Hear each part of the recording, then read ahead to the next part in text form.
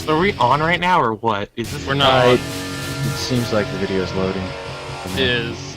I'll tell you when I get it. Ah, yep, I it. got video. There it is. Hurrah! Yeah, video. I could see myself. I should probably be paying attention to the stream, shouldn't I? Wait, Looney, you can see yourself? Yeah. You've loaded more than just the background? Yeah, I did that in the middle of the show, and guess what I did? I logged out. I logged out and it started working. Yeah, I had the same problem with seeing nothing but the background and hearing the audio, but no chat and no video. And I had to switch to Internet Explorer. Yeah, I in order didn't to switch get it to browsers. work. I just freaking logged out and it's fixed. Hooray! Works for me, man. Whatever works. Yep. I can see the video on the live stream. Yep, we can. Alright, so what are we And talking about? hearing echo. I was also hearing the video on the live stream. Mute this live stream. Yeah, That's what I do. that's what I do. That's what everyone does. I'm not even in the live stream. I'm such a mess. It's good. If anybody's trying to comment and get my attention, sorry. I wouldn't pay attention to you anyway. I hate you. I hate you all! And then they'll comment, I hate you too. Yeah. Okay. Yeah, Z's here. What is... sorry, may I... okay, we're Go going for first. You asked first. Okay, I what? say Z's here. Have you in South Park The Stick of Truth yet? Oh my gosh. I We would- already talked about this last week. Yeah. I would. Not more I South would have Park. played it. Ah. I would have played it, but it was glitched. My turn. What is... Does anyone know Does anyone know the Brony fandom equivalent of the Drama Llama? No, what is it? What? I don't know either. Was Drama Llama exactly? It's Hold on. Drama I'm just Llama gonna is Google. a small little representation of drama in the furry community that I only know about through Dr. Wolf's discussion with his brother on furries and bronies.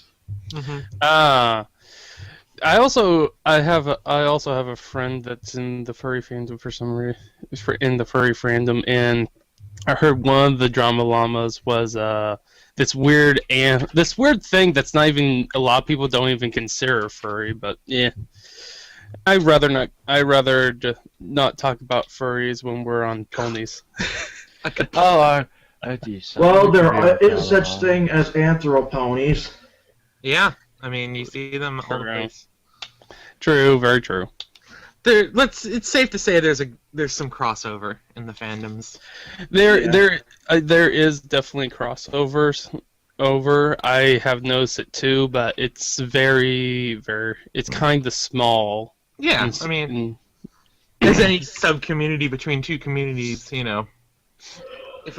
I got in an argument with somebody saying that the furry fandom, that the brony fandom was a subpart of the furry fandom, and yeah, and It's because furries have such a bad image about them, you know, and No, people don't wanna... well, the thing is that I know that it's just the thing is that I argue. The reason why I argued is because the definition of the furry fandom of being a furry is very broad. If you watch the Dr. Wolf's thing, it's very broad, too broad, in my opinion. That's why I always put down for a second rule under that.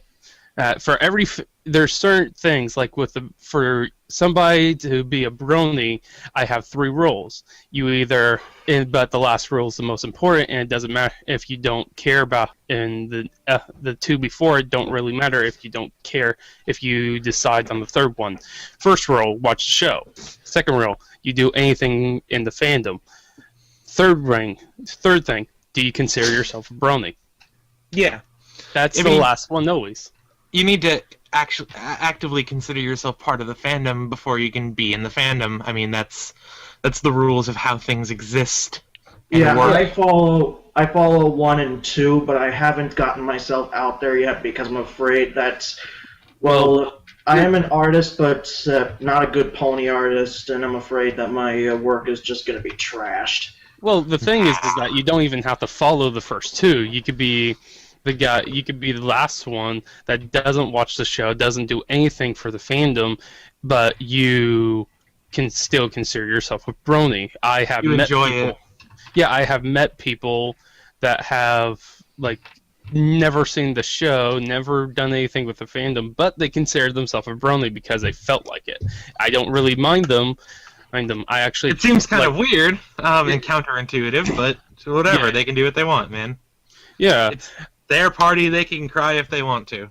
Yeah, and I have also met people that are neck deep. They're neck deep in both of them. They watch the show constantly. They do tons of stuff in the brony fandom, but they don't consider themselves a brony.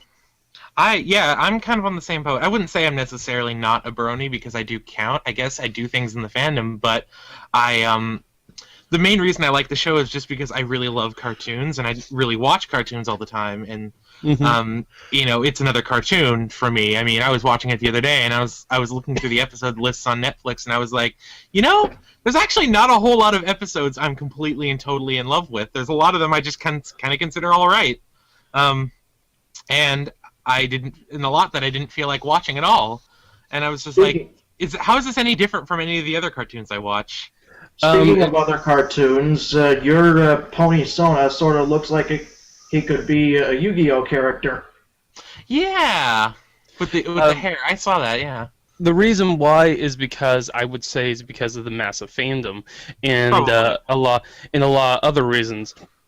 In my actual opinion, the brony fandom it is an accidental start, and I actually think the show was on par average during a time of chaos and destruction, and people worrying about cartoons becoming trash and all that. Yeah, and that's why I think that's gone back now as well. I mean, I've been really enjoying the sort of recent landscape of modern cartoons coming out. Yeah, they're coming back. They're coming back and they're bringing new life into cartoons. I will definitely agree with that. Oh yeah.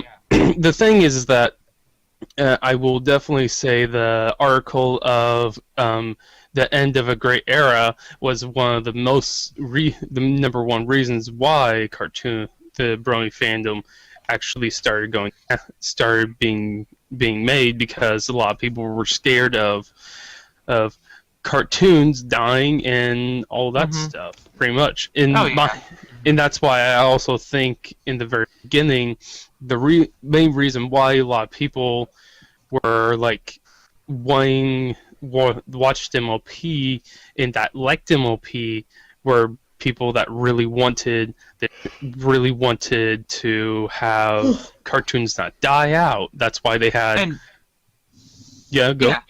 In its day, like at the sort of beginning of its run, it was a very high quality cartoon in comparison to a lot of what was being played. Not to say that all modern cartoons are shit, because they're not, but in comparison to a lot of things that was happening at the time, like Adventure Time was still in the beginning of its seasons. Yeah, Adventure Time was regular show was in its first season. It wasn't really established, and a lot of shows were not big enough. I feel like is it too much to say that a show like Adventure Time is really what put cartoons back on the map?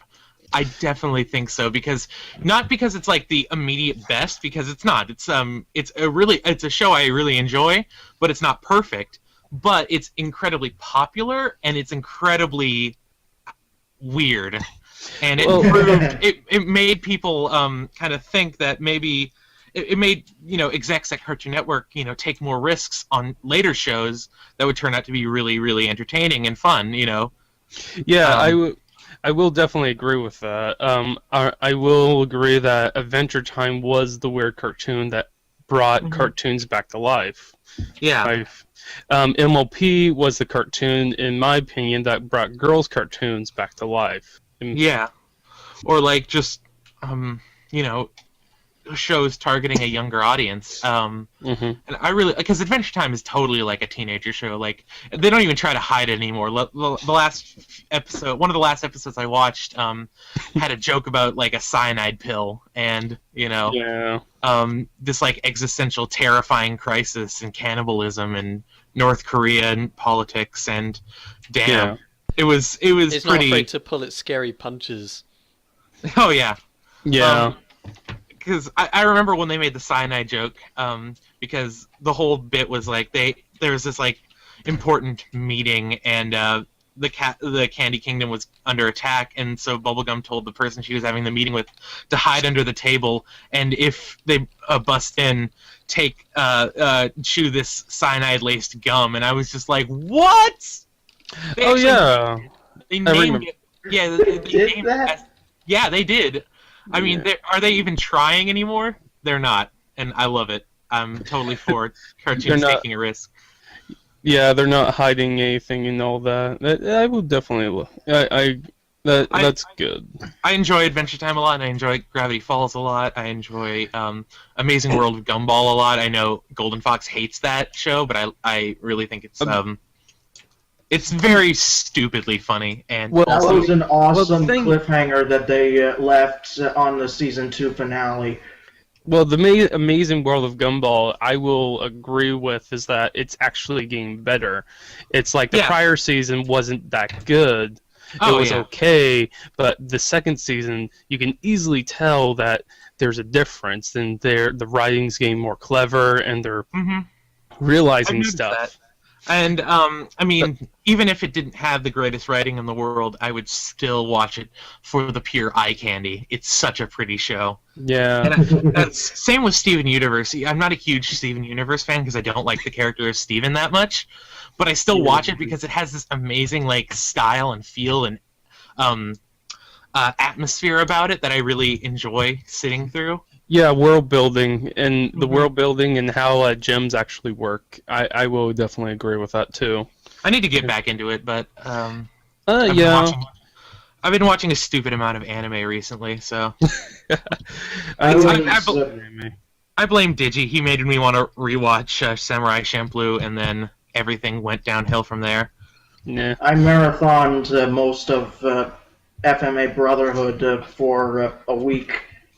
Yeah, my sister's going through that right now because she just got into Full Metal Alchemist, and now she's watching Brotherhood now. My sister's a big, and she's becoming a big anime nerd.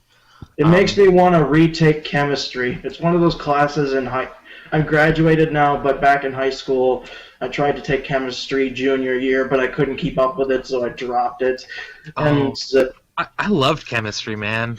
I'm currently in chemistry. Sad thing is they don't have a chemistry lab. Oh, so that's the worst, because like the best part about chemistry is doing the labs and like almost killing yourself by blowing something up. My favorite part of chemistry for what short time I was there was lighting the magnesium. Yes. The thing about my chemistry class, we had a teacher, and the teacher decided that she got sick and she had to go. So we had a sub for the year. Not for the year, we were having a sub for a while. Well, that sub turned out to be the whole entire year because the teacher was like, yeah, I'm not teaching anymore. So the sub for chemistry was like, yeah, you got paper, you got this, and there you go. And nope, we never did a lab for chemistry. That's really sad because that was the best part of chemistry. We had back in our school, we had like a dedicated science lab / greenhouse that we went to, and it was like full of sinks and chemicals and Bunsen burners and crazy crap, and hot plates and the usual stuff you find in a chemistry lab. But it was so much fun. Just like I remember, we were doing this thing where we'd burn certain materials and record the color of the flame. And I did something like that on the computer. Yeah, I didn't get to do that because of the teacher. It was mostly paper and paperwork that he just gave us, and was like, yeah, I was the best in the class because it was just paperwork, but boring. Yeah, I never did the paperwork. I stayed in the class because I wanted to, do things and experience stuff. And I don't like have a problem with like doing paperwork or filling things out, but I just never did it because I didn't want to. And eventually I ended up dropping out. So whatever. I have a very strict policy about schoolwork, and that's don't. What about physics for you? I didn't like physics that much. You never had Mr. Norton then. Well, obviously not. I don't even know who that is. But Yeah, to be fair, the physics teacher I had was kind of awful anyway. So yeah, I could definitely see what you mean there. It definitely determines on the teacher if it's going to be a good class or not. The reason why is because the reason why is because the very first thing that he told us when he came into the room was everything that you know is a lie. Always a good way to start, man. Yeah, and I do. It's funny because I'm such a, I don't want to say an artistic person, but I am an artistic person, and because I do a lot of things in music and art and stuff. It's very much assumed that I hate the sciences and that I hate math, but I don't. I actually really love both science and math, and I'm very good at them. I just didn't like doing the work, and I didn't feel that I needed to because I was learning the stuff anyway, and I'm not there. I have the knowledge in my brain now, and I don't need a diploma to tell me that.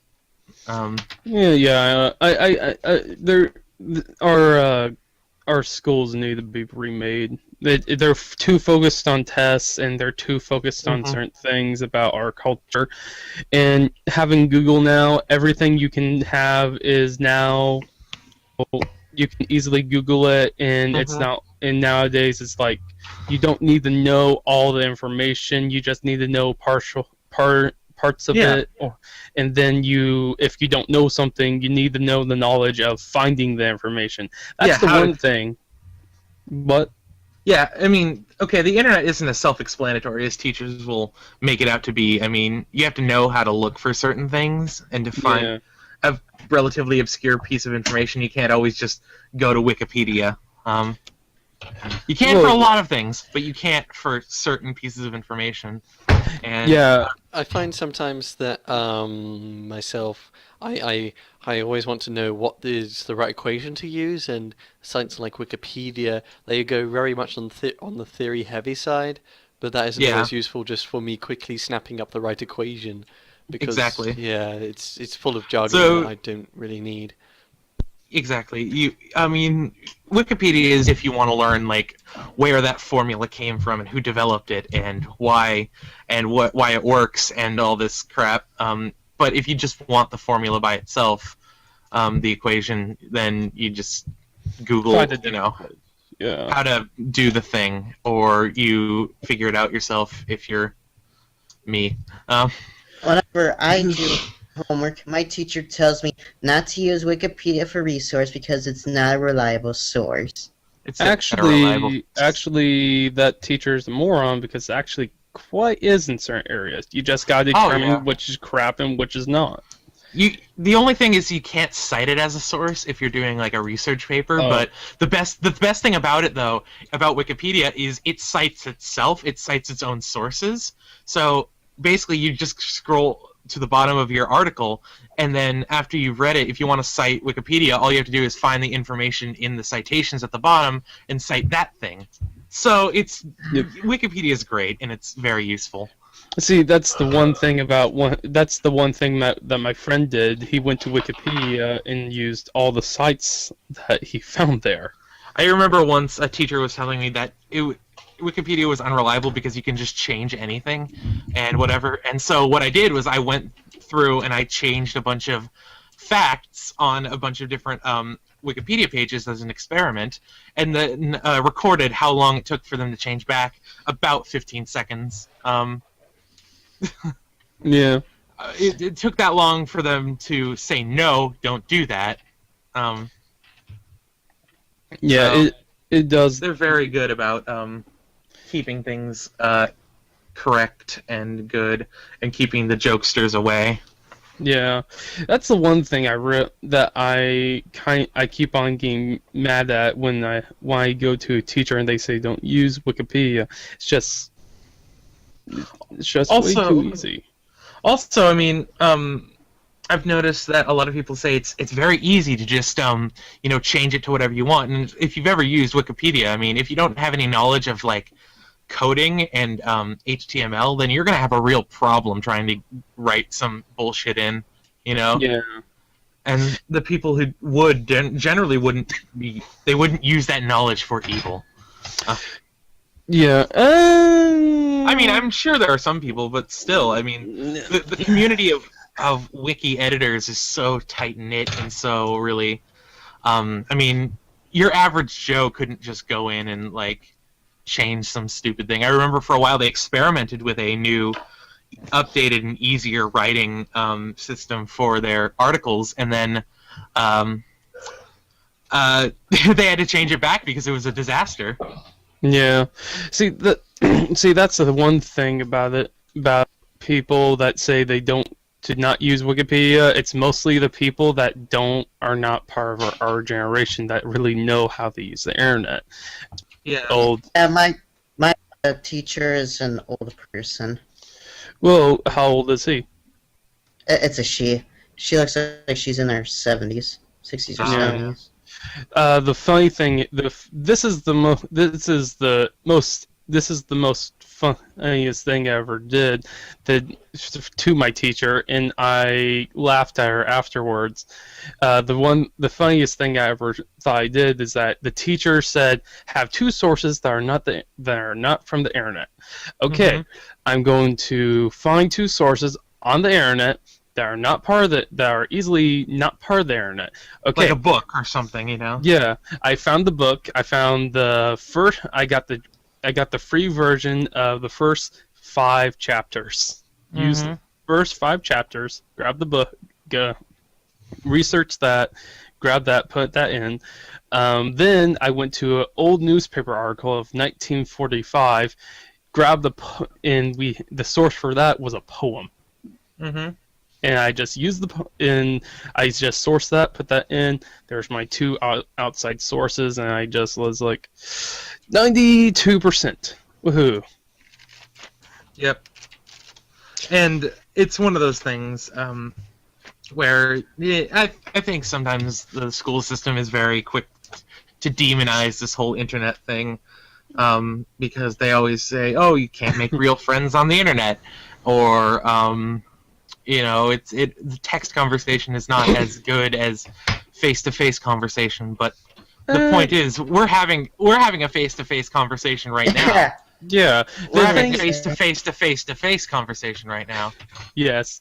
The one thing is that I will agree in some things, and if you are able to use your text and really define your language and tell how you feel and how and what your reaction is, yes, I can definitely agree with that. But if you're not able to, if you're like a person that just puts down your words but doesn't have any periods or anything else or commas, or doesn't really use the English language, just put down the words and stuff like that, and it's just one sentence, then it's not as good as face-to-face, in my opinion. I think that I'm sort of if you've ever seen me type, which I guess a lot of you haven't, but I don't use capitalization or it depends. It depends on what I'm doing. If I'm writing an actual thing, like something that I'm going to publish as writing, it's going to be capitalized or whatever. But scripts are not usually done with proper not grammar per se, but what's the conventions? Yeah. And neither is just texting or a text talk, because you don't need necessarily a period there, because I'm done speaking because I've sent the message. Well, yeah, it's so for personal use, I don't do it because I'm lazy, and and you know what I mean. Like, Yeah, but that's the reason why a lot of people don't like it. A lot of people Exactly. are saying texting is not as good as either as a phone call or face to face. I feel like even though I don't use those conventions, I'm still good at portraying what I'm trying to say because I'm a writer at heart. Mhm. So I've been sort of trained to be able to do that.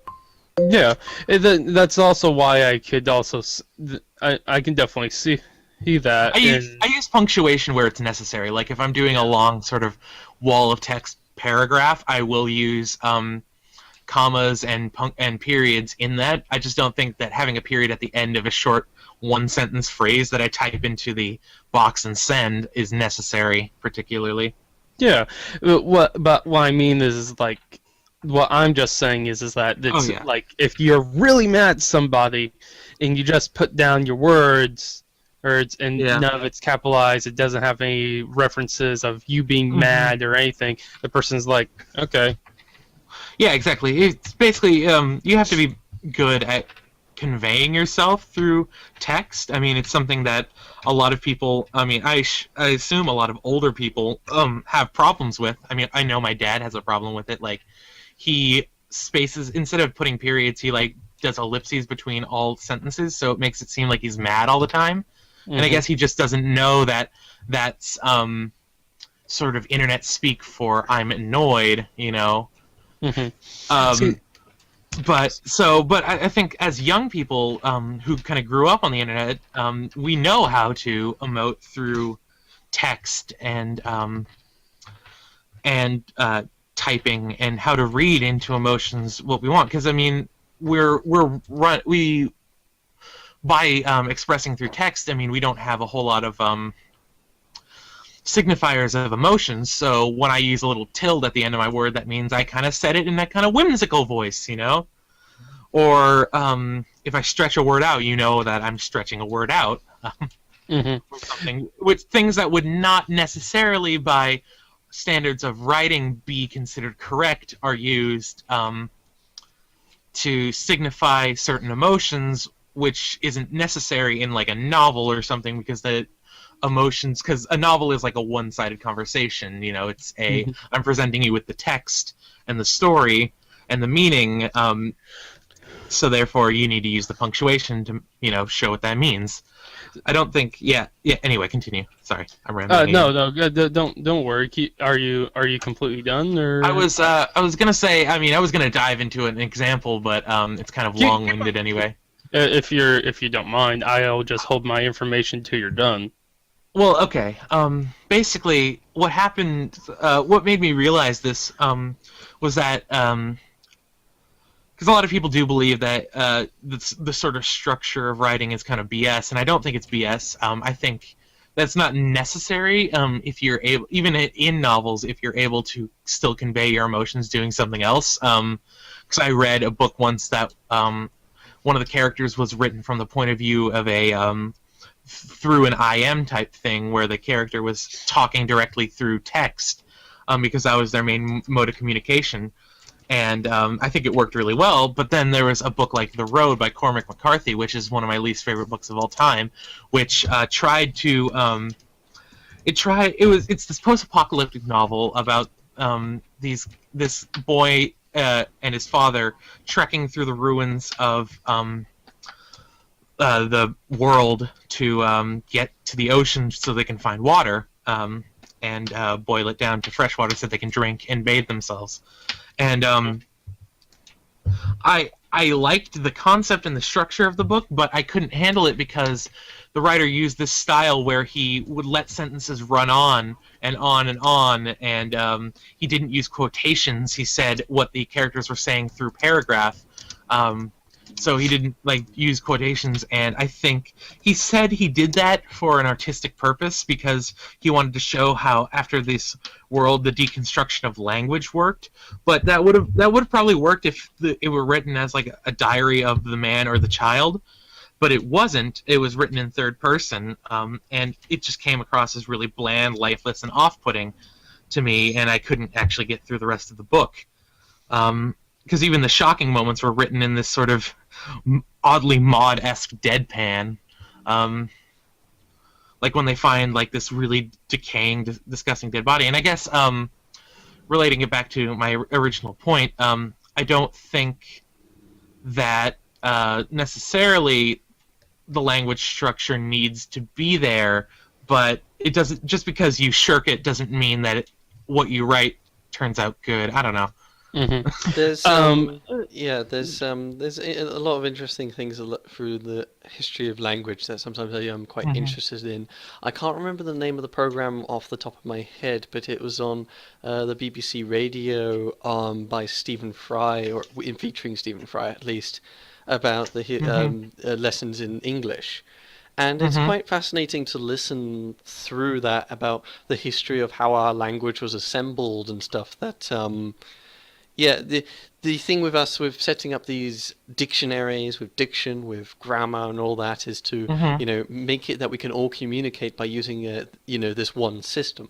And some systems have progressed over time, and people have always a lot of the ways our language has been formed is sometimes actually by people pushing a particular style. Like a lot of our spellings have lots of stupid hidden letters and things at the end of them because that was the style at the time, and the people in the dictionaries wrote it in, even though most people wrote the language without those little hidden e's at the end. And things like that. Yeah, and I was saying on relation to text conversations and stuff and internet conversations, yes, it is like the slang of just common people on the streets talking to one another is just the same as the slang developing on the internet, that those words are now developing and becoming part of the English language.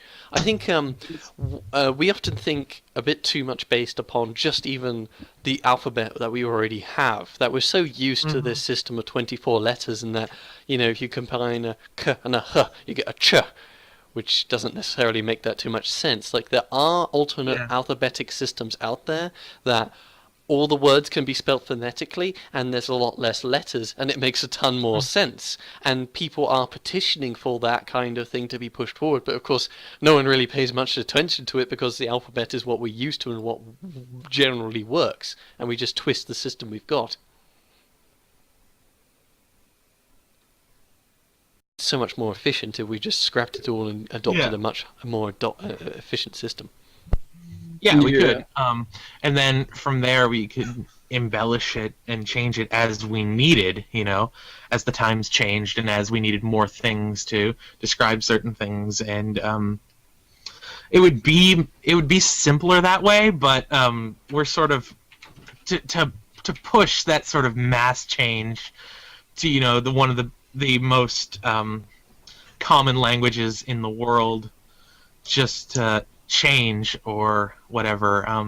I think tons of people have had the idea of like some sort of trade language that we use between countries that's extremely simple, where it removes a lot of the complex sentence structures, and as a result you can't express yourself as complexly, but it works for very simple interactions, and people have tried to do that before, but it's difficult to get anyone to learn a language, any mass group of people. Yeah, what was that language called again? I can't remember. It was something stupid. Something Sacramento. No. Sacramento is a city in California. Yeah, I know. That's why I knew it was wrong, but I say it anyway. Yep. I played a show there once a long time ago. Mostly rednecks. They didn't appreciate my sort of freak folk aesthetic.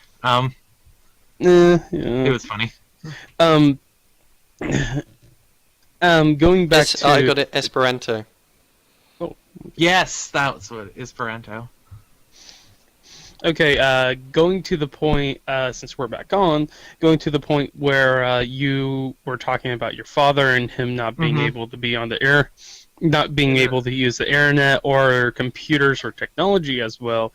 Yeah. There's actually, while we were off, I told you this, there's actually a set point, like 1985, where people, there are statistics that shows people of above that age are not as good, while people past it, I used that wrong, but past it is actually are better with technology and all that. Yeah, it makes sense. I mean, that's when computers as a sort of language and as a tool were becoming more accessible to the general public. You know, a lot of people born in around 1985 would probably have access to computers as they were, young, and then, they were still learning them and about the internet as they got into their, their late teens and their 20s. And so they, of course, are now, they're good at the texting and stuff, and some people pick it up better than others. My mom she was born in, 1959, but she's all right on the internet. She doesn't completely understand the language, but she's much more of a go with the flow kind of person than my dad, who kind of stays in the stuff he understands, where my mom kind of jumps around because of reasons. Yeah. Here's another thing too. Ever since I think it was 2008, kids born from that date and beyond are a lot better with technology than us. Yes, that's true. I mean, I've met my cousin, my younger cousin. I keep relating back to my family, but they're the youngest people I know and the oldest. But my younger cousin, he's about 7, and he's about as well versed in internet culture and language as I am, despite being, a child. Yes. And so by the time he reaches my age, he's going to be super internet, Yeah, and that's the funny thing. I think the main reason why for that is because of iPods and iPads, them getting the wireless devices and all that. Also, here's another thing. This is a little bit off topic, but I found out that from 1980 and 2000, we are the centennial generation. If you were born from those two dates. Awesome. What generation? Centennial. We're centennials. What does that Centennials? mean again? We're just part of that. We're just part of this generation. That generation of group of people, kind of like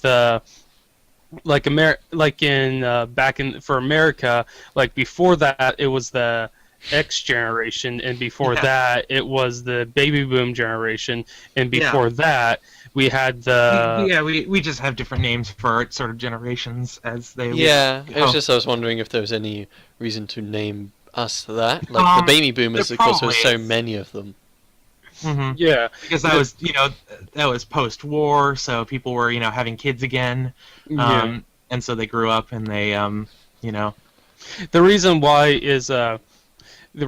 is because the X, it determines of how these people react and how much we are as the people of our generation will react to stuff. Like for the centennial generation, we're a lot more open-ended. We're a lot more accepting. We're more on the Democratic side, while the previous generation is more of the Republican side, and they're not as open, and they're in other stuff like that. Yeah, I mean, we're a very go with the flow kind of generation, and I think we learned that from our sort of ability to communicate with large portions of the world at the same time through our internet devices, Yeah. Because we don't think of like a place like New Zealand as this faraway place. When I think of New Zealand, I think of my dorky friend who lives in New Zealand, Yeah. And so now I have a positive image of, people from other countries where some might have a negative or just a misguided image. We're also the most out of all the generations, except for probably the newest one. We're the smartest one, smartest one compared to the rest. We've yeah. It's kind of funny though because people will tell us otherwise because we're young and we're evil. Oh yeah, and we're a lot more we're smarter, but we also know how the world works a lot better than a couple of than even the generation before us.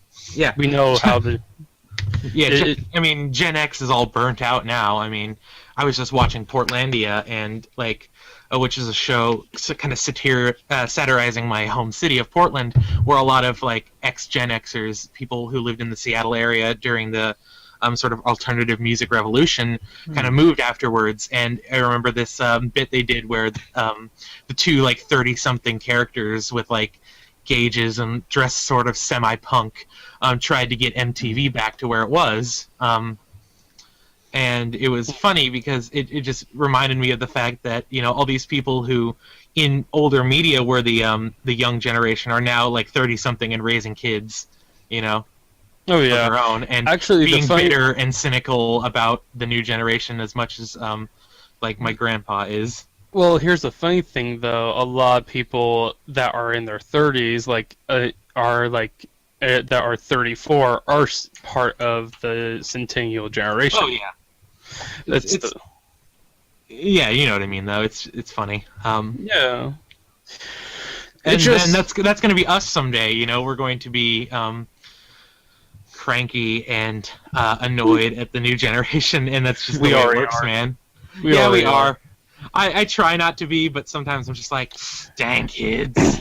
It's the reason why is because of I think it's mostly because dubstep Oh. and I think some people it's more like dubstep, twerking, and selfies and all, and then there's Justin Bieber and all that, and that a lot of people consider that being the old generation and stuff like that, and that's the one thing that a lot of people complain about. Like I participate in some of those. I do like dubstep quite a bit, and I take Yeah. selfies.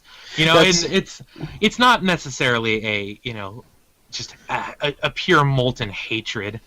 Of, Yeah, and I think I know some people are because they see it as the death of intellectual whatever. But I mean, if taking pictures of yourself is the death of intellectual whatever, then we died a long time ago. Or Yeah. just maybe the scales of what we think is ruining our world is very much different from before. I mean, if the biggest thing you've got to complain about is selfies, not people killing each other in egregious wars and religious or ideological bigotry, then, you know, that's quite a good thing. Yeah. Yeah, I mean, it's probably better if your worries are like loud and bombastic electronic music and, you know, people taking pictures of themselves with dumb faces, then, you know, maybe yeah. either you're misguided or the world isn't actually as bad as it used to be. What was actually the world ever since a certain point of time? The world has been getting safer and safer from every year since. Yeah, Ever I think we're on a slope of progress. You know, we we're are going up. every year statistically we are getting safer. Every single year, no matter what anybody says, we're statistically safer than we were the previous year. And that doesn't mean you can't do anything to try to help, because I mean, people trying to help is what makes that statistic go up, you know. Also, Yeah. it is only statistics, to be fair, that Yeah. just because everything is on average going to get better doesn't mean that suddenly, you know, there's going to be a genocide in Africa. The Right. the situation is, of Yeah. course, the frequency of those things are going down, and crime still happens, you know. So just because the statistics are decreasing doesn't mean there's sometimes random spikes, and it doesn't mean you're not at risk. Yeah, Of course. I definitely agree with that. Of course. I mean, but it's always it's a good, having those statistics is always a good thing to keep you hopeful in times of you know, when you're feeling really, you know, burdened and disgusted with the world, you know, thinking, you know, it's still pretty bad, but it's not as bad as it once was. You know, we're trying to improve. It makes you, you know, remember that, you know, there's a bigger picture than what just one person is experiencing, even if that experience was awful. And that is to say, of course, don't go around, like, you know, telling people who, like, you know, are attacked on the street or whatever, that oh, you know, it's okay, it's getting better, you know. Oh yeah, you don't. That You don't person- know. That person was still Statistically, we're improving. Yeah. Actually, the funny thing is that in Indiana, we have a city has fixed our homeless problem. Yeah. The way How did you fix it? Like, oh no, I almost said something terrible. Never mind. the way we fixed it is that people donate instead of giving the homeless money. They put in a specific donation, and they made that public to the people instead of giving money to the homeless.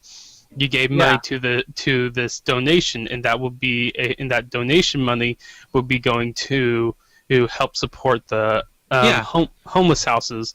That's the best thing, because I mean, the biggest problem with homeless people is the fact that we have this They're stupid homeless. loophole of you can't get a job if you don't have a house, and you can't get a house if you don't have a job. You know. Yeah, and that's so the which is why we've helped a little bit. Like a lot of my friends after they left school because you know, their parents kicked them out for one reason or another. We've let them stay with us and use our address as their address for job applications and stuff, just as a sort of way to help. I know my friend Max is living with us right now because he would be homeless otherwise, because his mom's bipolar and kicked him out as soon as he turned 18. So we're trying to help. yeah. Yeah. Also the other, but here's the funniest thing that I got that I found out about that too. The homeless people are getting pissed. Really? Why? Yeah, they can't. Couple of people that actually act like they're actual people that scam that they're homeless, but they're not. And that's how they make $100,000 a year. Oh. That's how they make their money, and they just act homeless. Actually, they have a house and they ride in a Porsche and go off. Oh man. Also, That's just shitty. Also, if you're actually a true homeless person, some of them want to buy booze, and you can't buy booze. I said person. Yeah, person. Some of them want to buy booze. And some of them can't. Yeah. With the homeless money, when they can't do that. That's probably for the better, though. I mean, Yes. Because I mean, if you think like, it's because you can take that money and you can use it to buy like a little apartment, and then have an address so you can get a job, and then from that job money you can buy whatever you want with it, including booze and drugs. If that's your route that you want to sort of go, I guess I can't really. The only problem Even is people within that are constantly going back to drugs. Yeah. They straighten out their lives and then go to drugs again. Relapsing. Yep, it's a real problem. I mean, that's kind of hard. You can't really do much for that, unless you get them on Crocodile. Yeah. You can't see it right now, but my cat literally is laying right in front of me. Okay. Cool. Yeah. Do not. Whatever you do. I heard about this drug. Do not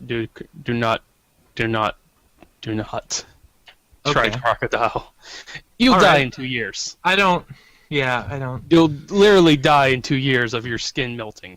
I don't do the drug very. Yeah, I'm just saying for anybody out there. It's just I heard about this drug like about a month ago, and it scares the living daylights of me. The only thing I thought when I was thinking of I'm a terrible person, but well, that solves our idiot problem. Oh, good. Did you say it melts your skin? Yeah, literally it does. I had a dream a couple days ago where I was injected with something and my skin started to liquefy in spots. I think it was. It doesn't melt your skin automatically. It takes time, but by the time you start noticing it, you're already addicted, and if you try to get off, it's even worse than cocaine or any other drug. Mm-hmm. Yeah. I found out about it, and it was terrible. It also comes from Mexico. Oh, good. Oh, goody! Yeah, the reason why people are actually taking the thing is because it's a lot higher of a high, but it's also cheaper. Yep. I mean, that's exactly what happened with meth recently in my city. Basically, people found that it was and the thing about meth is like you do it once and you're completely and totally addicted. Yeah. And it was such a huge high that it immediately burns out your dopamine processors, and then you're Actually, just completely stuck. is it that strong? Is it that strong? Yeah, meth is freaking No, strong. no. I know. I don't know. That was probably a really strong meth because I actually know people that actually know. I'm not. I actually know somebody. And he does it, and he has a dopamine. He has probably a lower batch or something because his dopamine comes back within a week. Yeah, it depends, you know. Yeah, and that's the one. That's the one thing. It's yours. That one was probably a really high. Yeah, we have incredibly we have a huge meth problem in our community because basically people were just delivering this really like deluxe designer crap coming from LA and stuff that was extremely potent, and so it would become because I mean there's probably like there's probably safer ways to do it, but that's not to say there's that it's good, but there's probably ones that don't immediately destroy your pleasure receptors. Yeah, it's a very interesting drug. Again, when I have noticed some people on it. Oh yeah. I have the reason why I know this is because I have a friend that actually is a drug dealer. Oh. Yeah, and he's also a bartender, and he drives a Porsche, and he goes to school. Yeah. I mean, drug dealers get a lot of cash, Yeah, but he's very smart with all his money. He's very smart. He uses the drug dealing money on his house, which is on his rent, which is pretty much not detectable, while he uses his money from his actual job to buy actual stuff. Yeah. Interesting. Yeah, it is interesting.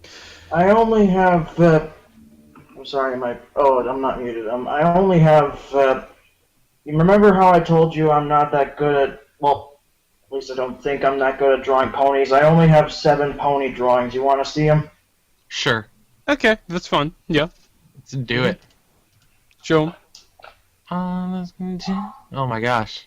That's actually pretty good, man. I thought those were hands. For a second, and I'm like, I know, think you may need to study pony anatomy a little bit. That was actually pretty good, man. Yeah, that was alright. That was you just keep on. And that is supposed to be. I can't see that. Sorry, I'll try and hold it up with 2 hands. No, it's not that. It's just you gotta speak when you do it. just keep talking while you're. Or you could click on the thumbnail and lock the screen. True. Okay, so Doing pretty good. It's pretty nice. You're doing pretty well. Just need to keep on working. oh, here's. Let me try and pick one of my favorites. Well, This one is just oozing ego. yeah, that's still pretty good. You're actually a pretty good artist. You just need to keep on working and get more of a style. Yeah. No, you don't. You have the style. It's just. I have colored drawings of humans. I mean, I drew humans long before I drew ponies. Yeah, you have a good. You got a good style, man. You got a good style, and you just need to keep on. You just need to just keep on drawing. That's all I can say. I just downloaded GIMP recently, and I heard it's one of the best vector tools. Yes, it's pretty good. As Well, at soon least one of the best free ones. yeah, I've seen some pretty great vectors made in GIMP. Yeah, I use GIMP. It's free. I need to get something Yep. getting used Yeah, to though. I use Flash, Photoshop, Illustrator. yeah. I use GIMP, but I don't draw. I just use it for photo editing and making titles and stuff. I can't draw. Neither can I. I can find you information to help artists. I've been helping artists find programs and find information. I'm actually helping a guy. Last night. I was actually helping a guy because I know how to do the anatomy. I know exactly what you have to do to draw a pony and stuff like that. I just, with my hands, I can't do it. Do I hear barking in the background? Yes, I'm there's a- sorry, that's my dog. It's fun. Just mute yourself and talk when you're able to. Unmute yourself when you talk. Say a blind skywatcher. Yeah? I would showed you this, but prepare to be weirded out by Oh this. boy. What's that? Oh! What is that? It's a Let's Homer. do. That's Homer Simpson in a military cap, but dang man, that's some nightmare fuel. Yeah, it's like he's eating your foot. Oh, it's a slipper. Oh, Yeah. that's even worse. I thought it was just like a melty face plush. Oh no, that's Here's terrible. Here's another cute drawing. Oh, cool. See, Yeah, you do. Look at it. You actually do well. Well, just need to keep on drawing, man. Yeah, thanks. I recently got back into drawing because I took a long break from it because for the longest time my only working scanner was broken, and I usually scan these pictures and color them up digitally. The But, only thing But now my mom got a new printer which has a working scanner, and I've started to get back into it. the only thing I could say is work a little bit more on the background and stuff. Look, your characters are good.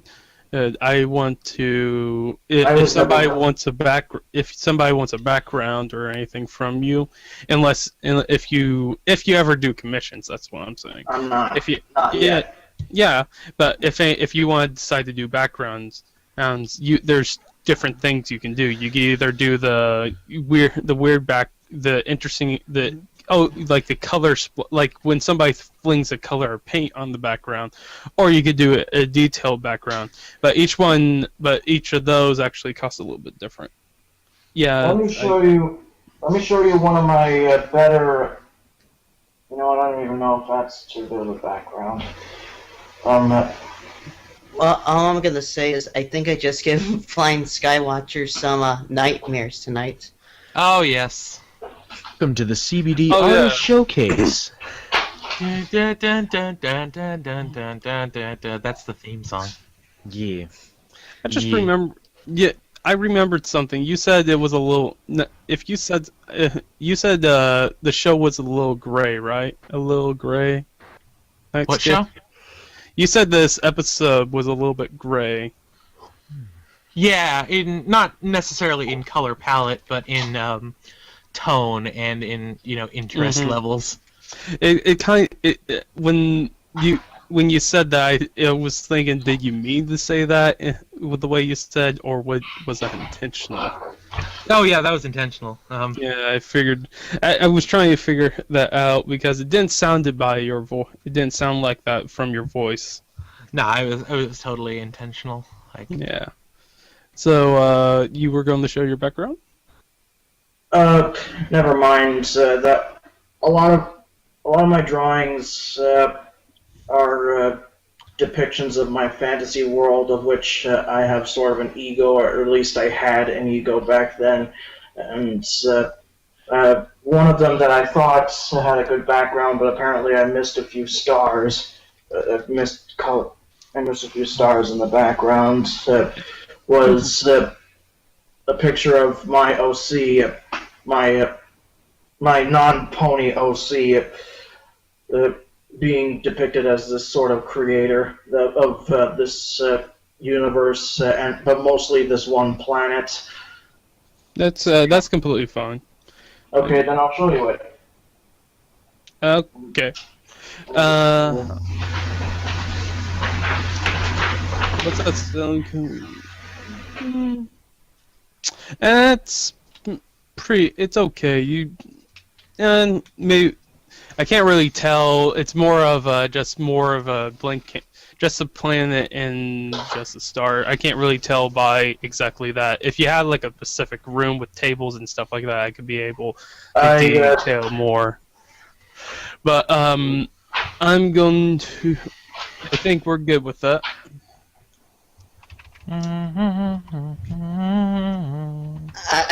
I know we. What? What were you gonna say? I was gonna say, I know we talked about this last week, but lately I've been on a South Park high. Oh boy. Yeah. Yeah, it's a good game. I will definitely agree. The game, the story is great. The gameplay is fun. It's not like the best, but it's fun. I will say. May I answer some questions from the chat about my pictures? Yes, one of them was with Star Swirl and my OC. My OC was balancing on a pole. Star Swirl was levitating, and I do have a DA account. It's Tycho TMA-1 or -1. I could send. I could send. You can send a link. I'll send a link in the live stream chat. Yeah. Also, Zsir, when I said I was on a South Park high, I mean as in I've been watching a lot of episodes lately. Yeah. Okay, that makes sense. The one thing I don't think anybody here has played Timefall at all. So, yeah. Well, I'm not going to talk about that then. Nope. Wait, you have beaten the game, right? South Park. I have not been the game yet. I've been too busy on Timefall, Ah. which is a good game. I will definitely agree with that. I wouldn't know if it's a good game or not because god damn, I can't play it. It's on PC and Xbox. I know, it's the there's a lot of copies of the game have a bug which doesn't allow you to get past the first level. Yeah, seriously. The first battle. There isn't a patch for it yet. I haven't heard about that. I played it. I guess I don't have the bug. Or Yeah, probably. I mean, weird. it's about half and half, really. But a ton of people apparently have this problem, and yeah, it's kind of. That's weird because I didn't get that problem, and my friend didn't get that problem either. That's really weird, actually. Yeah. Huh. It's kind of obnoxious. Yeah, that kind of sucked for the people that are not. But also, it was only developed by only 200 people, while it's usually developed by a lot more than that. Like, Yeah. I mean, but to be fair, I mean, I've played games developed by one person, and they work. Well, yeah, they work, but are they at the complexity, and are they at the point where like Timefall is? Yeah. Roller Coaster Tycoon was programmed by 3 people. Well, it was programmed by one person, art and music by another person. Yeah, And that game is magnificent. Yeah, I can see your point there. Magniflorious. I don't know. It's kind of just. I do sort of expect the game to work. Maybe. I think there's probably going to be a patch for it because it would be stupid of them not to make a patch for this. But I just did not hear about the. This is the first time I heard about it. Yeah. Yeah, I haven't actually heard about this at all. Whenever I've been like on the video game news sites and stuff like that. It's like that saving bug in Pokemon X. Yeah, the Pokemon Remember that? game. The one that killed save files. Oh man. First, I felt sorry for so many people. My friend, Yeah. that happened to my friend. Yeah, I remember like I used to like when that game came out. I'm not a Pokemon fan, but I heard about the bug, and so I went around and I warned all my friends about it. Hmm. Just don't save in the big city, because you might lose your game. Yeah, I can definitely see that. And I I was know- going to say, I now have like reason to either get a PS4 or Xbox One as Batman Arkham Knight. Oh, cool. Nah, buy either one. I already have an Xbox One, so I'm good. I have neither. I still have my PS3 because the way I always do it is I wait till the end of a console's life before I start exploring it because I'm very poor. So Yeah, that's- I have to. Skywatcher, do you play Soul Calibur 5? No, I don't. I am a Soul Calibur fanboy, but my favorite game is 2, which I still play to this day. What about 4? I've never played it. I haven't played like past 3. There's character creation options. Fun. Yeah, and I could definitely agree. I could definitely see why you did that. Oh yeah. Because I love Soul Calibur 2. It's one of my favorite games of all time, and I'm very, very, very good at it.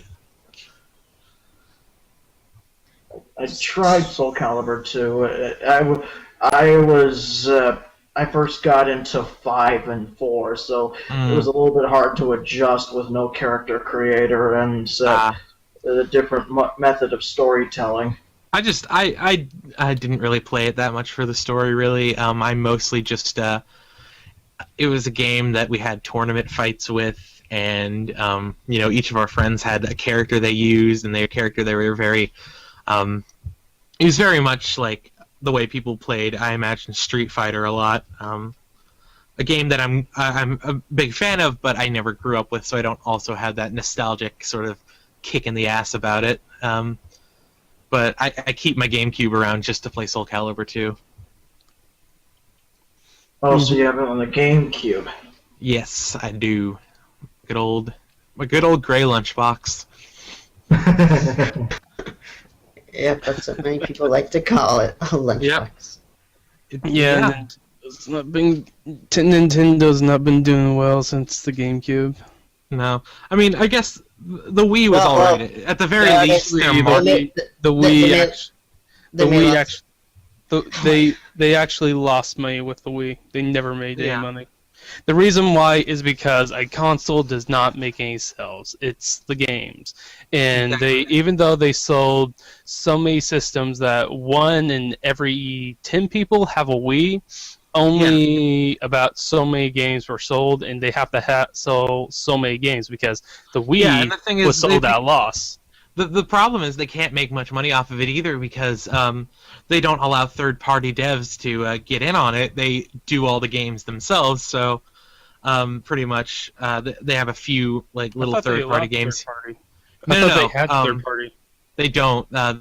They don't have very many third-party titles, and the ones they do are not worth playing, except for No More Heroes. And that's the rest. And the very few third parties they do have are available better on other systems. Yeah. Anyway, so I mean, I'm a Sony fanboy. Like I had a PlayStation 1 way back in the day, and I played games on it. Yeah. That must mean you also play the original Crash Bandicoot games? Oh yes, of course, all the time, man.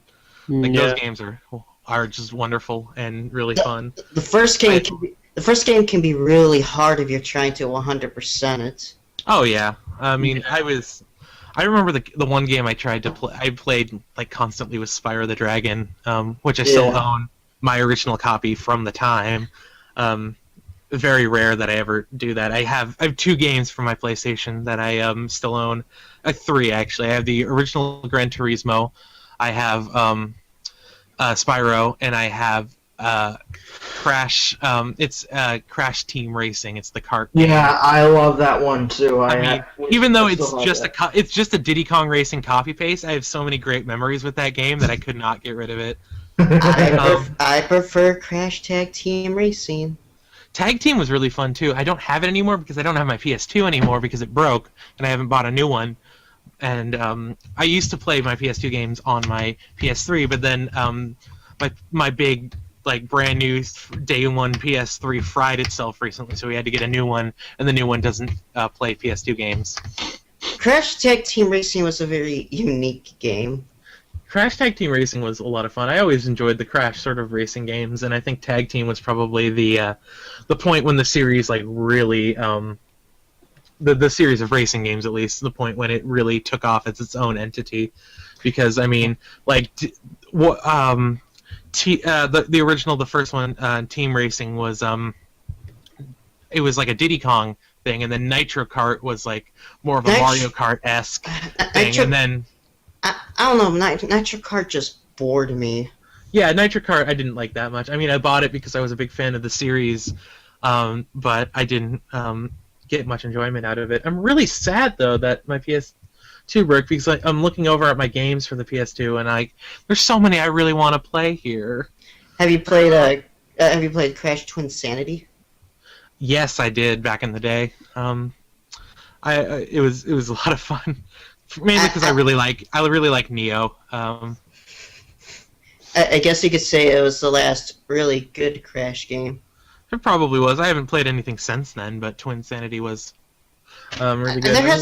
There hasn't been like a Crash game since like 2010, I think. Yeah, because Naughty Dog hasn't been making a lot of them.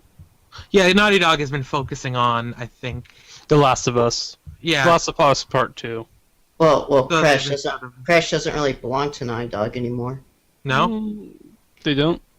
Yeah, because I remember like Crash Wrath of Cortex was made by like Traveler's Tales.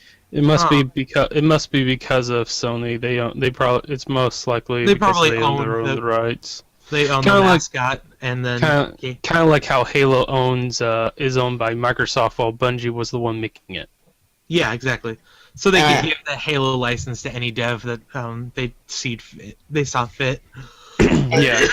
And currently, right now, Crash is owned by Activision. Really? Yeah. That's low. I thought Activision's not been doing very well. No, I what thought, do they make recently? I thought Activision was a publisher, not a producer company. It's actually it's the reason why Titanfall is made, actually, because the people that were making the Call of Duty series actually were like, they got fired by Activision, they were brought back by EA, got 40 of the people that quit or were fired with them to go back with working with them, and then got more people under their belts, and then started making Timefall. And as soon as EA knows what exactly that they were making, they had the full force. I'm really not a fan of EA anymore. I really don't like EA because back in the day I loved them. Like back in the day I was an EA nerd because I thought they were really amazing. They were this big conglomerate corporation who were taking risks on these really weird games and then being awesome, and then like, it's not that they changed because they're still making really bizarre games, but I mean they have so many like the DRM issues and the they got rid of that. They got rid of that finally. The dumbing down of a large selection of games, the increase of sequelitis, and the reduce. I would actually say they've reduced the amount of new unique games that EA at one point. EA can be something like this: sports. No, SimCity and The Sims and Mirror's Edge and the Need for Speed series and Blind Skywatcher. Did you ever play Spore? I loved Spore. I have it too. Well, unfortunately, wasn't Spore made by Ubisoft? No, it was made by EA. I thought it was put out as EA. One of the biggest gripes I have with EA is that first I get an account, then I can't access it, then I lost my password and I can't retrieve it. Yep. That EA happens. in its account, system. I shouldn't need an online account to play a video game that I bought. I don't think, and I don't like the DRM, and I don't like the always online stuff, and I don't like microtransactions, and I don't like what they Well, did to SimCity.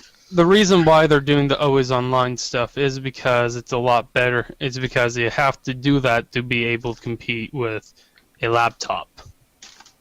Yeah, I guess, but You have to do that because if you can't compete with if the console can't compete with the laptops or computers, mhm. then people are going to go to laptops and computers because they're going Yeah. to be a lot I mean, better it's- and they're going to be a lot I guess easier to program. I guess it's okay to have online servers so you can run it on your little laptop if you want, but the fact is that they forced it on, you know, Well, and that it's if not you only do have EA that's doing it though. well, right, I know it's not EA, but EA is one of the bigger companies who's doing it, and I guess the reason I don't like them as much because back in the day I respected them, whereas other companies that are doing it I didn't really care about. Well, the thing is EA that has done, like, of all the shady business practices, EA has done or has always considered some of the worst practices out there if they've ever Yeah. think someone has got away with it. And EA has also Yeah. crushed a lot of great studios and IPs because of orders from above.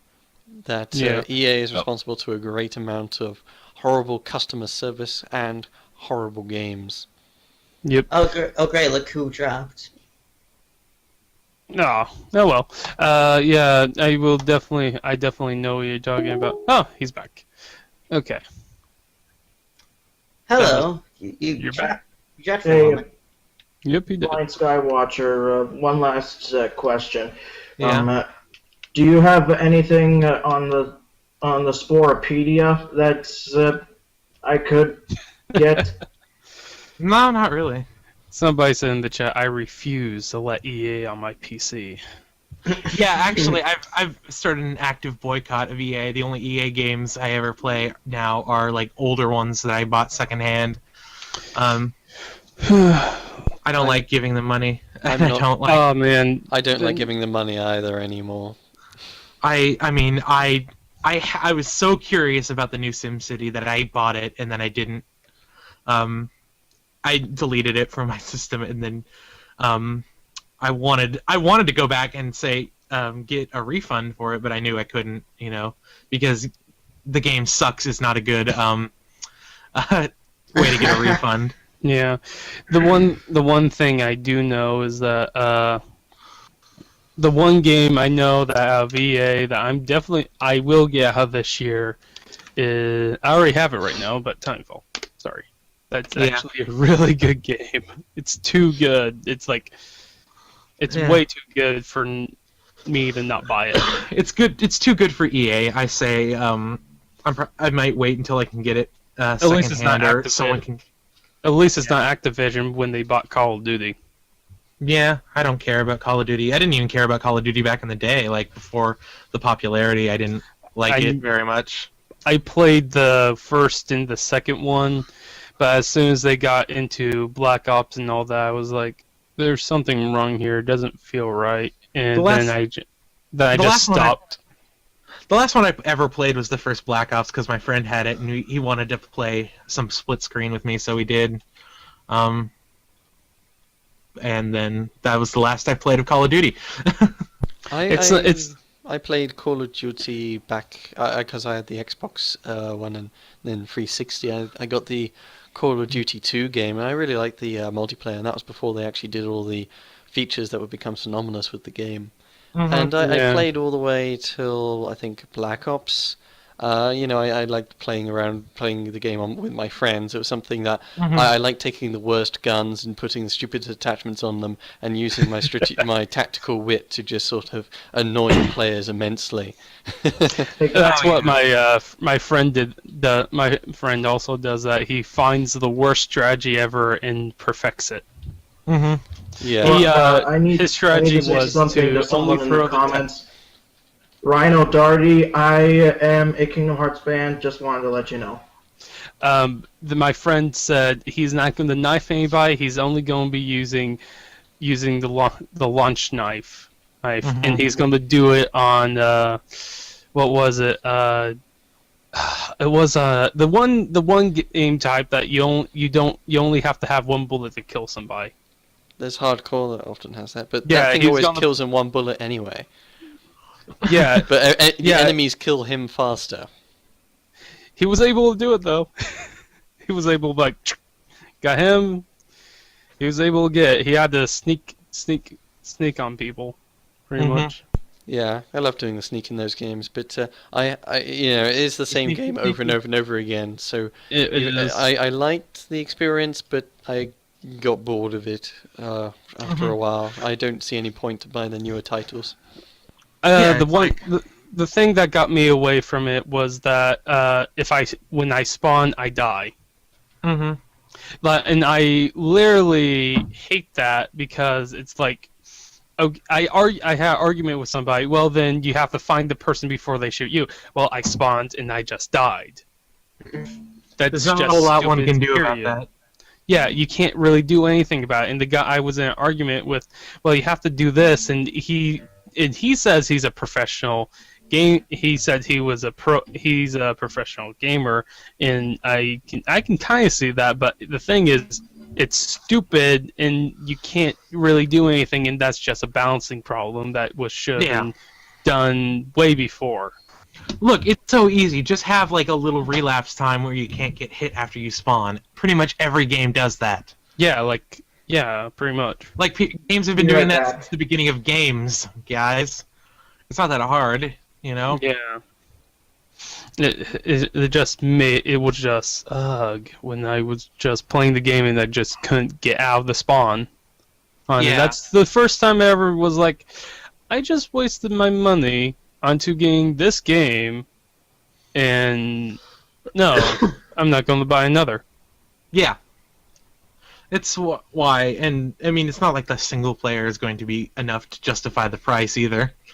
Yeah, the single player for Call of Duty, except for like Modern Warfare 4 and Modern Warfare 1, has been shoddy at best. Except for my friend says the Black Ops is actually trying to be good. Has anybody actually played Ghosts? Because I haven't. My friend has, and he says out of the Call of Duty 2 and Call of Duty 3, it's the better. They're way better than them. The Black Ops ones. They're supposed to be a lot better because they're from a different company that actually cares. Yeah. Apparently. I don't know, it's, I don't know. Like the bombast and over the topiness has been extreme-ified. Like Call of Yeah. Duty 4 / Modern Warfare 1 was really sort of the perfect balance that it escalated naturally and it didn't have too much ridiculous over the top gimmicks to it. But Yeah. yeah. Now it's just like, doing crazy shit in space and explosions and like that would work for because that worked for Far Cry Halo. 3 Blood Dragon and Halo and stuff like that. That's because the universe sort of like It's made around that. it's built around that sort of ridiculous, crazy sci-fi insanity. And whereas Call of Duty, in the way it looks and its graphical design, it's very serious and realistic. Blood Dragon, actually, Blood Dragon is a amazing, hilarious, fun game to play. I got in arguments with people how realistic Halo was compared to Call of Duty. So Oh many my times. Really? God. Really? You're shooting stupid aliens, guys. Yeah, aliens. Throw Well- realism out the fucking window, man. Well, what I was saying is that how they were saying of like it was not realistic. What I was arguing was on if somebody died and when you were shooting somebody, since you were in the future, you're more like their armor was more likely. You're more likely to last longer than a person that has no armor and takes 6 bullets in the face till they die. Yeah. Than compared to a person that it only takes about 3 to 2 bullets to kill somebody in the head. Statistic. If you do it right. Yeah, in Halo it does have a reason for the protagonist being so strong, and that being they have the shields and the armor plating. Admittedly, Yeah. though, like even grunts, they take a few bullets unless you give them a headshot. Yeah. You can find their head. Oh yeah. That's the Man, one. I've always wanted to have like an alien kind of Space Marine shooter game where the aliens are completely incomprehensible, like blobs of weird like limbs and crap, like something you'd see in a Philip K. Dick novel or something. Oh, yeah, that would be interesting. I liked in the original Halo Combat Evolved, though, they had the Flood were kind of that alien, just sort of, you're just playing this space shooter against these aliens, and then they give not really much allude to the Flood, and then suddenly, boom, the Flood are there, and a lot of the gameplay mechanics that you're used to with the Covenant are suddenly completely wrong for the Flood, and that was it wasn't necessarily. It was a big, huge, interesting change up that Halo couldn't really ever do again because now we know the Flood and we just have to go and kill it. Yeah. The Flood was very interesting and stuff like that, and I liked the Flood a lot. Since we're on aliens, I'll change the subject, but we'll go back on this subject. But my friend was talking about how human beings always seem like it's only because we populate the most and all that stuff. That's the reason why we're good and stuff like that. And compared to other alien species and stuff like that, that's the only reason why we're better in them. Even though we have specific things that in actual real life makes us better than all the other species on the planet. Excuse me. I think the typical alien mythos, or well, not aliens as in the brand, but just like going into space, is that we are typically, of course, on this planet, have the inverse of that. We're used to just being the slow birth rate, but the advantage over everyone else, and turning the tables on us is the easiest way to make it a very different situation, because now the only advantage we got is numbers instead of intellect. Yeah. The funny thing is that for this is what I'm going to compare for humans compared to nature, though. This is the most interesting thing I found out. There are core things. There are the reasons why humans, other than our intelligence, why we were better. One reasons why we were better is because we were able to endure more. Most animals are only able to run like for 45 minutes. Humans back in the past were able to run for 24 hours straight. Some people still do that. Yeah, and then we are the fastest chewers. We also, a great innovation was our shoulders. That over time our shoulders have developed so that we can actually throw objects. That engaging things at range is a lot more safer than engaging them at close up. Though to be fair, I mean now we can be ruled out because now we know that horses can apparently throw rocks really hard. The last thing though too is that we have the best healing we have the best healing of a lot of animals on our planet. We can have all of our bones broken, but we can still survive that. There's a bunch of animals that you can just break their leg and they just die. Yeah. Yeah. It's pretty interesting. Yeah, nothing else. Admittedly, though, surviving a broken leg requires you to then, survive after it. That you need to be able to require foods and stuff. So, the thing with humans about us being able to survive a broken leg is that we have to rely on the others around us to do all the work for us to keep us alive whilst it heals. Because otherwise it's not really much useful. Can a turtle survive a broken leg? I don't even know. I have a turtle. Let's break his leg and find out. That'd be interesting. Yeah, but that's one of the reasons. These are some of the reasons why, and that's why I keep on.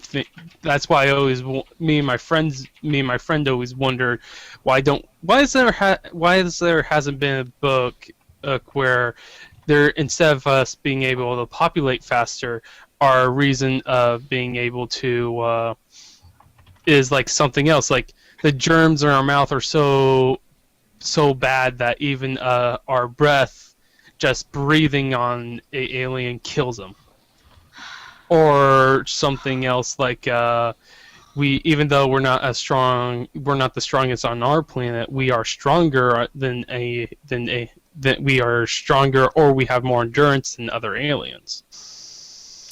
Yeah, it's hard to say necessarily what would be the contrasting factor because the aliens themselves, of course, also have to be generally spacefaring creatures in their own right, and that's Yeah. the thing I sometimes find difficult is sort of we want to talk about how we're different from the aliens, but first, how are the aliens different? If you get what I'm saying, like you need to find Yeah. out why they are in space before we start saying why we are, how we have advantages or disadvantages with them.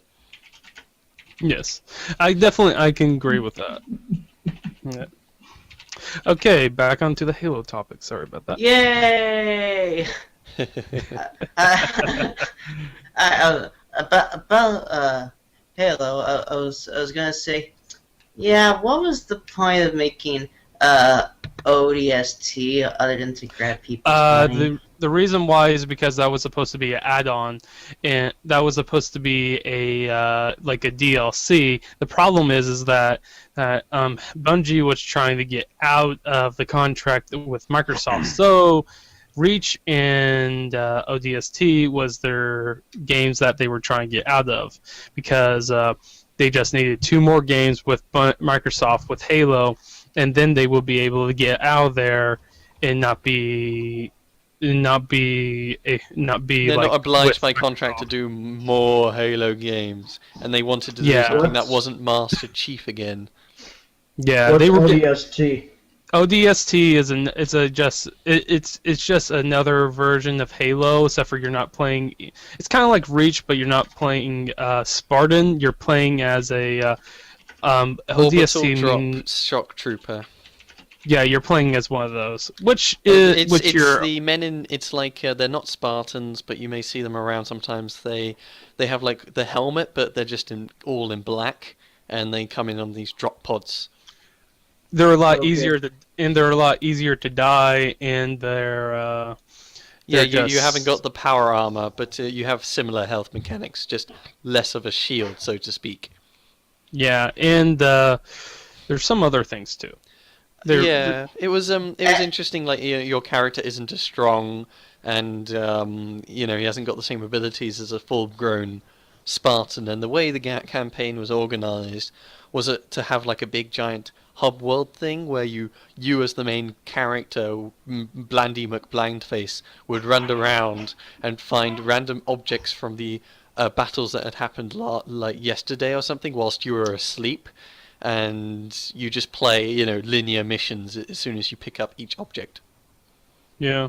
Also, there was another thing about it too that I'm trying to remember, but I completely forget. Is it It had a is it Visor Vision thing. is it the new multiplayer thing that they add? It had mostly only co-op for ODST, I think. It was the one that brought in the it was the how the what was it? Well, they did a firefight Halo, mode. like in in Halo 4, they had the Covenant fight, and you were able to be with your friends and fight the Covenant in waves of them. And of course, if ODST, the mainstream reviewers give it like 9s and 10s. Well, it's because it's a still good game. It's still good. Even Halo Wars was considered one of the best. I forget what type of game it was, but Real-time strategy game was Halo Wars. yeah, it was considered one of the best real-time strategy games Did because anyone of how it see? worked. Did anyone see the zero punctuation review for that Yeah. Halo Wars? No, I I did saw not. it. We lost contact when the character. Bull fucking shit. Yeah, there's one mission where the flood might eat. Some of your men are stranded, and you have a time limit to save them. And he had rescued the men and was walking back home, and then the time limit expired, forcing him to restart the entire blooming mission. And he's just so the game isn't the game's sort of more made for its skirmishing thing and its reduced gameplay for consoles. and its campaign is filled with horrible CGI cutscenes and very long missions. So it's not the bestest real-time strategy game out there. Like I would love the ability to save in it, so you don't have to just keep remaking your base and fighting through 20 minutes of content to get to that final hard ending. Yeah, I can see that. I can definitely see that. Yeah. There's some. Well, I haven't really played much of the Halo series, but there's a certain RPG series I have played, and that's the Paper Mario series. Oh, yeah, I heard that's pretty good. Yeah. Except for Sticker Star, that's pretty bad. One of my first games ever, at least on a console, and the first console I got was the Xbox One, and the first game I got was Halo Combat Evolved. Xbox One? Xbox Original. Oh. I'm so used to saying Xbox One and then Xbox 360, and then Xbox One came out and just messed up my naming system, and I still haven't fixed that. Yeah, that's a thing. That's a lot of people that say, like, piss them off because they were like, Xbox One, and a lot of people were like, so pissed. Yeah, I got originally Halo Combat Evolved, and whilst initially when I played the game, what happened was the tutorial sequence I couldn't get past because they said stand on the square and look at the flashing light, and what it was, the lights on the wall that you're supposed to look at weren't flashing, so I just looked all around the room for flashing lights, and he wouldn't let me go past. Master Chief just got stuck for like an hour, wandering around, listening to this guy, stand on the square, please. I stood on the square. I'll do it again then.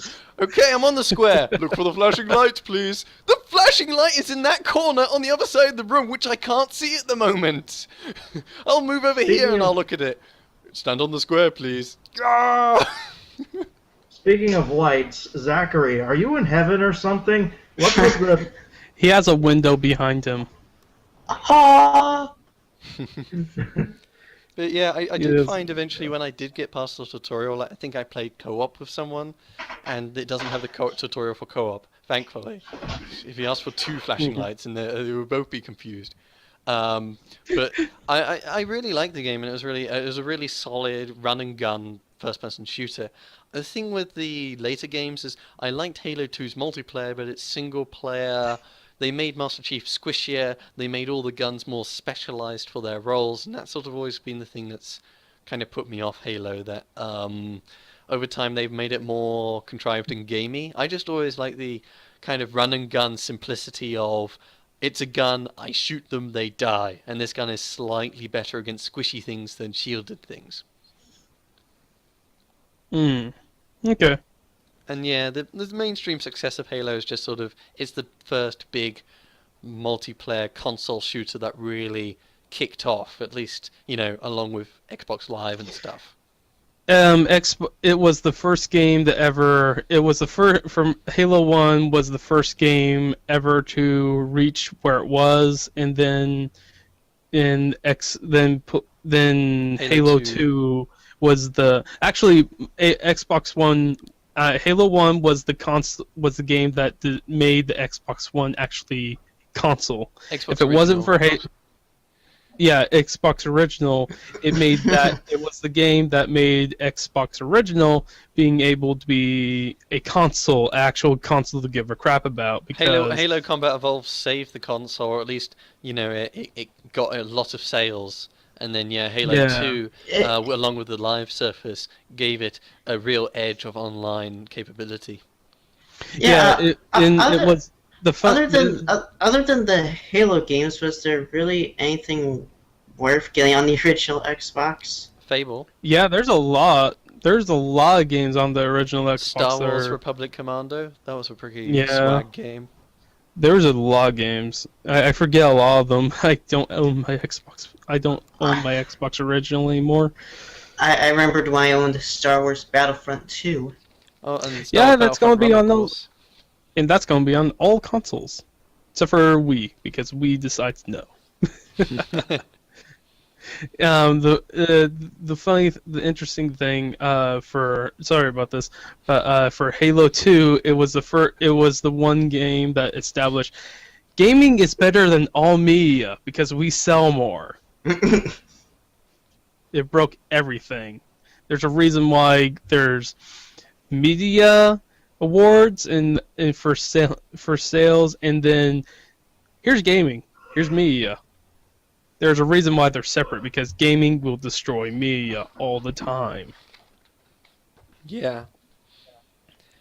But yeah, for me, and like the allure of the Halo franchise, like the awesome single player is sort of not so awesome anymore. It's lost the kind of run and gun awesomeness of the way it was balanced before. That everything was really chunky and meaty, and the multiplayer, it's sort of kept what it's always been. But I don't know, I don't like the BR DMR fights now. You know, it's a sort of they're making it more like a Call of Duty shooter rather than sort of spamming the assault rifles or SMG type shooter. I don't know. There's better I heard they're multiplayer trying. experiences out there. They were trying the problem is that it took them a whole entire year to actually balance out Halo 4, and that was the problem with it. It took them a year to actually balance it out because of what happened with it. Because a lot of people they realized that it's the BMR is the one burst, right? It's been forever since I played Halo. DMR, designated marksman's rifle, I think. Yeah, I think that's right. They realized the DMR was way overpowered. And was killing people a lot easier than a longer range and a medium range. And even like sometimes at close range, like in Halo, even like Halo 2, the BR, those types of weapons have always been quite powerful in that game.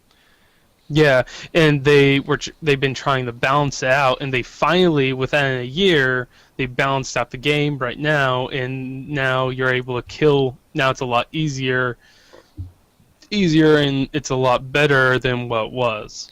Yeah, I've lost interest a long time ago. Like, for me, in Halo 2, my one big strategy, I loved playing stealth in that game, making people's reliance on motion sensors against them. You know, just like holding up one building and just creeping around.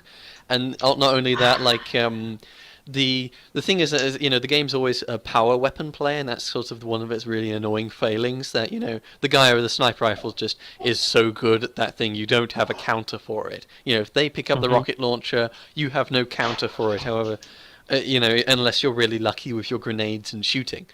Yes. What I love to do, though, that your starting equipment's always the lamest, but there is something that will always win in Halo 2, and sometimes a bit in later games, but they made it a lot worse. And that was, in Halo 2, I was a melee specialist. I didn't bother with all the shooting thing. I just ran up to people, shot and punched them, and then tried to make them miss me, and then punch them again.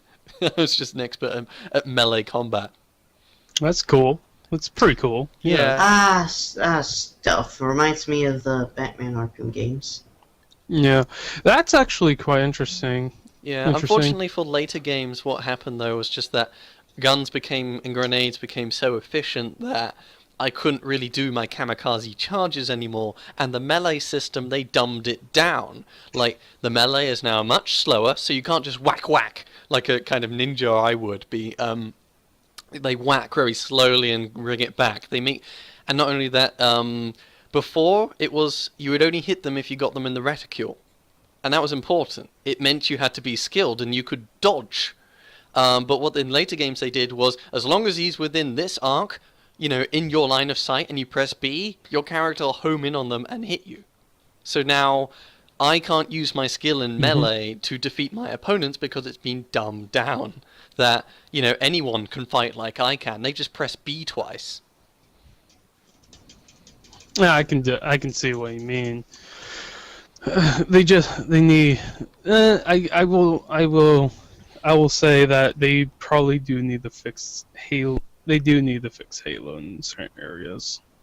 They also need to do something that will change the gaming because they haven't done that with the last couple of games, like how Halo 2 made online gaming was the first game that made online gaming the popular, while Halo 3 brought in all the other video making Forge World and all that stuff. They Theatre need Mode to, and Forge World were really big innovations, sort of for a console at least. yeah. What they need to do is have another thing. They need to bring in something that is a game changer that will change how people either interact with their console or do things with their console, with their gaming and stuff like that, instead of the way they have it. I think they've sort of taken Halo to as far as it can go, because it is only in the end still a power game shooter. It is. I'm not sure what else they can necessarily do. I mean, well, Bungie, of course, lost their interest in it because they were forced to make game after game after game, and the people who have been given it, they're just going to keep using the brand they're given. Bungie was the people who gave a really awesome first game, a really good, interesting idea for a console multiplayer, and then Forge World and Cinema Mode for their next thing. They've always done some really good jobs with the games, but now they're not in charge, and they're not really interested anymore. Yeah, though I think Inc. 343 will do okay. It's just they had only 2 years, and usually Halo has a 3 to 4 year period. Yeah. And I think that's the reason why they weren't as Halo 4 wasn't as good. It's because it was made only in 2 years compared to 3 years, which 3 years is a major difference compared to 2 years, in my opinion. I think for me, looking back though on the Halo series, I mean, I haven't played Halo 4 yet though. I could only say that, like a lot of games, sometimes you go and people talk about awesome games in the past, and you play them and you're kind of like, eh. Yeah. Halo series is something I would feel that often would possibly fall into that category, because other than the campaign for Halo Combat Evolved, the rest of it is really just a huge number of firsts for console gaming, stuff that we've never really seen before, done in a very competent manner. But now we have so many games that can offer a theater or Forge Mode type deal, and there's so many that does multiplayer shooting at least. Yeah, my friend even said Halo Combat Evolved was actually way ahead of its time, because when he was playing it when it came back out, he said it probably would be able to compete with all the other games of the day, because how well it was. It was pretty advanced. I will agree, though. That our gaming today, I think that's the reason why Halo is not as good as it used to be, because Halo 3, what else other than Halo was out there? What else during that time was the big game that was selling tons and tons of games and all that? What was the other game that other than Halo that was selling like over so many games? I don't remember what other games came out that year, really. I think it was 2007, I think. Yeah, I mean, like, that's what I mean, though. Like, what other games, other than, I could think of Grand Theft Auto. Other than Grand Theft Auto, Halo was the other game that was able to just destroy, like, make money. It was like, no matter what, it made money. Halo's always been sort of the big fish, because it started as the big fish and one that people have a loyalty to. Yeah. It's just... Right now, I think the reason why a lot of people are like it's not as good as it used to be. Well, it's compared to other games and stuff like that. Well, didn't really have any competition at the time. There was not a lot of competition during that time. But as soon as these new consoles, the new games, kind of like Last of Us and Timefall and Assassin's Creed and Call of Duty and Battlefield and TF2 and all these other games were coming out that were just as if we're as talking good or better. 2007, there are a few good titles out there. To be fair, like there's a BioShocks, there's I don't know, Peggle, Jade Empire, yeah, and then Halo 3 in September. Yeah, but what I meant was was there a game that was selling as many as that? Yeah. Other than Effect. GF, other than Grand Theft Auto. Yeah. that's the only thing I could think of, is because there were not a lot of games that were able to sell that many games and be like that crazy of It was sales, the and biggest that were dog not. in the playground at the time. Yeah. Yeah, and since then, like Halo 4 has been like, it's not the big dog anymore. It's more like the dog you have on the side, and it still sells well. It's still really good at sales and still does good. It's just Yeah. When you were talking about Grand Theft Auto, remember how different the first two Grand Theft Auto games were? I don't remember. I never played the first two Grand Theft Autos. I'm a terrible person for saying that, but yeah. I haven't played them either. I haven't played any Grand Theft Auto. I heard the newest one's actually really fun and takes all the sports games and say, "Hey, this is how easy your sports game is, and you don't really need to buy your sports game at $60."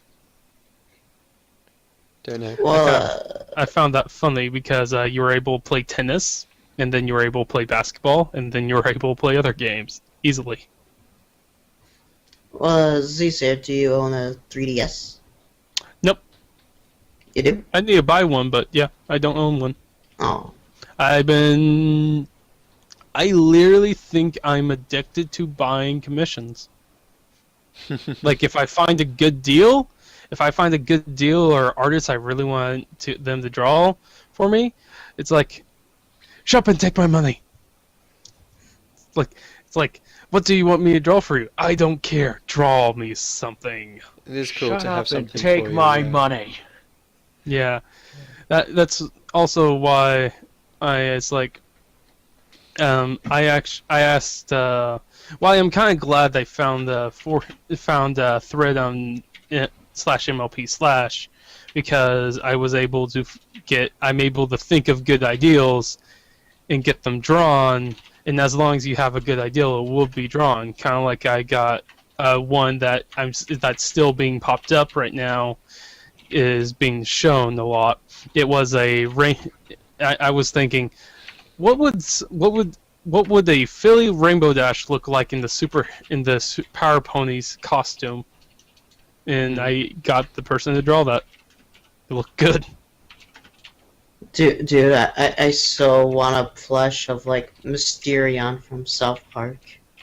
Yeah, it'd be cool.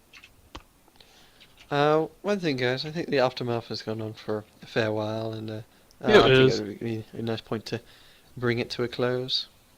Yes. Yeah, Alright. because Blind Skywatcher just, like, dropped. He's been dropped. He's been dropped for a while, man. Well, he Yeah. dropped just, well, he came back but didn't have much, he wasn't saying much. Yeah, it's completely fine. It's fine. Yeah. It happens. I mean, look at me. I haven't been saying much this entire time. Yeah, I know. It's completely fine. Sometimes some people don't have anything to say, and if they leave, it's completely fine. Yeah. Like, I don't have much to say on first-person shooters since I haven't played much games of it. I don't care for them. Yeah. People have their things. People don't like first-person shooters. The way I don't like third-person shooters. I don't like playing third-person, except for unless it's like a slashing game, like Skyrim. Skyrim isn't Alright, really meant to well. be played third person, though, is it? It's not. It's Alright. supposed to be played by first person, but I like. Fudge it. We're going third person here. Okay. It's a bit like playing Fallout 3 third person. Yeah. That would be terrifying. That'd be bad. Yeah. Anyway, that was the Vascular News Discuss Aftermath episode number 64. Any of you who's still around enjoyed it, and see you all later. Bye bye. Enjoy your nightmares. Hi. Enjoy your nightmares. Dear Princess Celestia, Okay. I've learned a very valuable lesson about friendship.